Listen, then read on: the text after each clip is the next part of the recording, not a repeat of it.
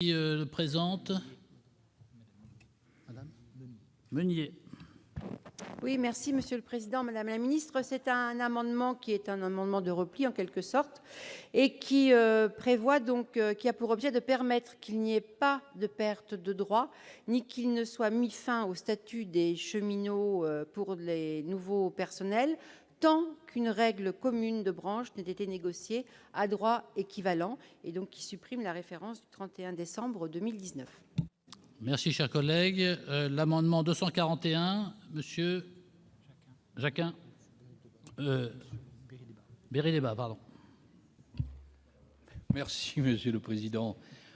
C'est un amendement qui va dans le sens de ce qui vient d'être discuté à l'instant, puisque le gouvernement a fixé la date du 31 décembre 2019 pour la fin du recrutement sous statut SNCF de personnel. Alors, aussi bien les organisations syndicales que patronales considèrent qu'il sera difficile d'aboutir, dans les délais aussi serrés, à la conclusion des accords collectifs au cours de négociations actuelles. La date de 2017 n'étant donc pas réaliste, les auteurs de l'amendement proposent un délai plus raisonnable, permettant de prolonger les négociations jusqu'au 31 décembre 2023. Qui plus est, la période entre 2019 et 2023 constituant dans une certaine mesure une période expérimentale de l'ouverture à la concurrence de par sa progressivité et des spécificités géographiques. Il n'est donc pas anormal que les négociations puissent se prolonger durant cette période pour assurer la réussite des accords collectifs qui permettront d'éviter le dumping social en assurant les garanties sociales pour l'ensemble du personnel de la branche ferroviaire. Nous souhaitons donc conditionner la date d'extinction du recrutement au statut, à la signature de la convention collective. C'est ce qui a été dit précédemment par un certain nombre de collègues. Pourquoi vouloir mettre fin au statut tant que la convention collective n'a pas été arrêtée, décidée entre partenaires sociaux, comme vous venez de le souligner, Madame la Ministre, comme ça d'ailleurs est toujours fait sous le gouvernement précédent en matière du partenariat social. Voilà, c'est un amendement réaliste et de bon sens. Merci, cher collègue. Monsieur le rapporteur, l'avis de la commission? Oui, j'ai bien compris que c'était des amendements de repli, en fait, qui ont pour finalité un petit peu de reculer les choses, de façon à laisser le temps à la négociation de la convention collective de la branche ferroviaire.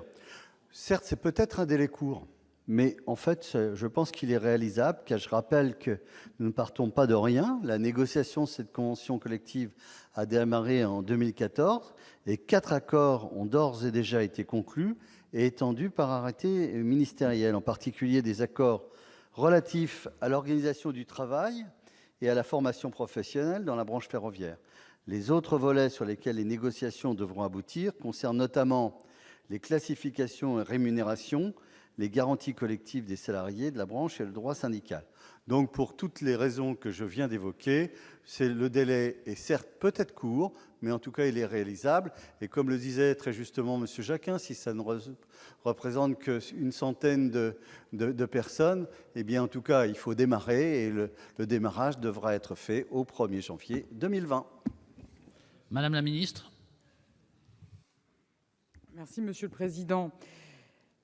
Donc, la date retenue au 1er janvier 2020, vous l'aurez compris, a été fixée en cohérence avec l'ensemble de la réforme, c'est-à-dire la mise en place de la nouvelle organisation, le début de l'ouverture à la concurrence et donc le début de la reprise de la dette, comme je l'ai indiqué.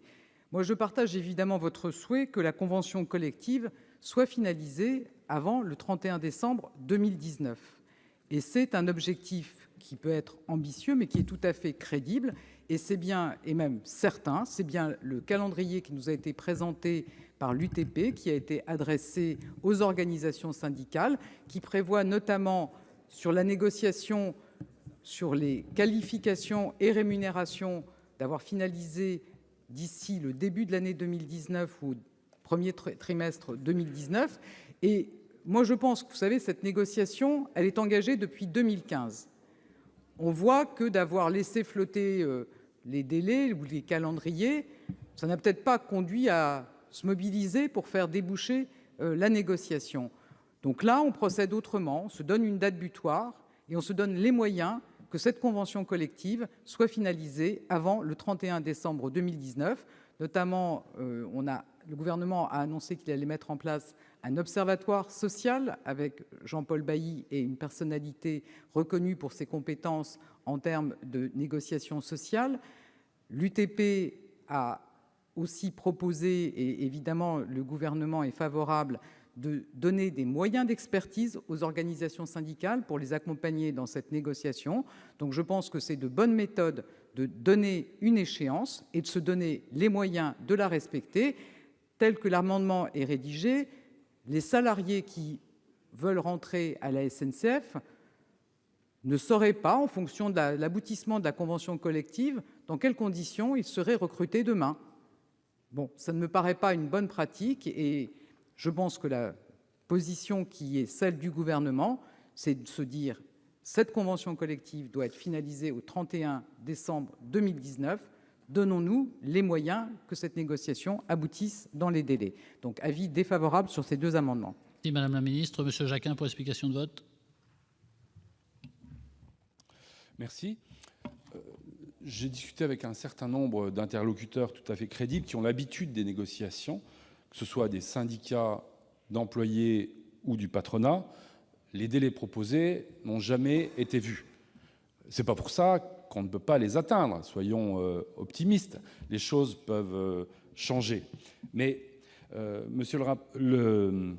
c'est des syndicats qui ont éveillé mon attention en disant que ces délais n'étaient vraiment pas tenables. Et quand j'ai entendu le syndicat, un représentant du syndicat des patrons du ferroviaire, l'UTP, me dire à peu près la même chose et qu'il ne comprenait pas la tension sur cette question, j'ai essayé d'aller voir un petit peu plus loin. Et lorsque j'ai rencontré un concurrent de SNCF qui souhaite entrer sur le marché et qui m'a dit clairement que c'était une catastrophe, cette situation tendue sur le climat social et que la trajectoire engagée n'allait pas être respectée, qu'il en était extrêmement inquiet, c'est là, monsieur le rapporteur, qu'il m'a dit « d'autant plus que ça ne va concerner quelques centaines de personnes dans les 5 ans ». Alors là, je n'ai pas compris.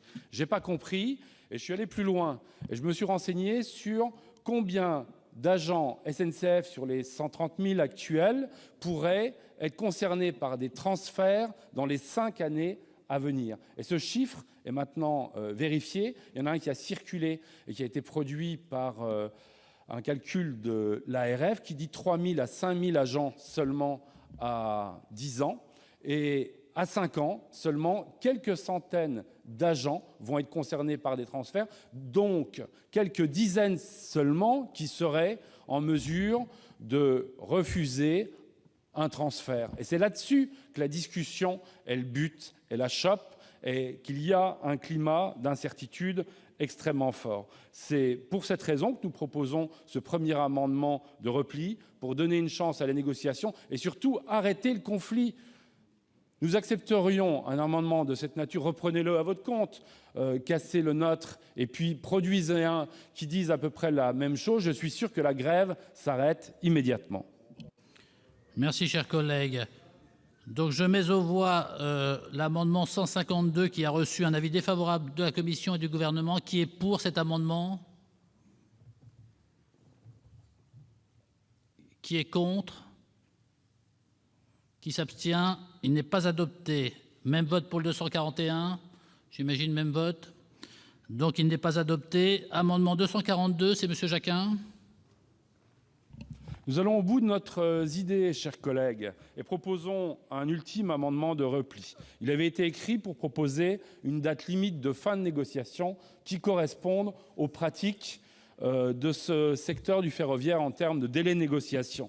Et nous proposons là que la fin du recrutement au statut n'ait lieu que lorsque la convention collective ferroviaire serait signée à une échéance de 2023. C'est ainsi que nous avions écrit cet amendement. Mais je suis prêt, monsieur le rapporteur, madame la ministre, à le rectifier en séance à une date différente qui montrerait un assouplissement par